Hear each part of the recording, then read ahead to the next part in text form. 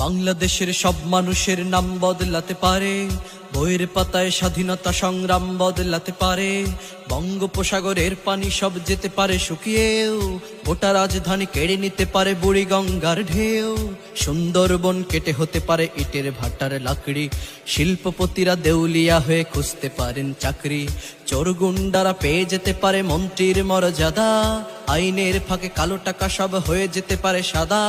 অনেকেই বলে এই দেশ নাকি হুজুগ জাতির দেশ, দফায় দফায় বদলায় এর রং ঢং পরিবেশ। তাই বলে ইসলাম এ দেশে হুজুগে হবে না শেষ, হুজুগে হবে না শেষ। ইসলাম এ দেশের পরতে পরতে জনপদে ঘরে ঘরে, ইসলাম এ দেশের 90% মানুষের অন্তরে। ইসলাম নিয়ে কেউ ছিনিমিনি খেলে এমন সাধ্য নেই, আর কিছু থাক না থাক তবুও ইসলাম থাকবেই। সবকিছু বদলে যাক তবুও ইসলাম থাকবেই,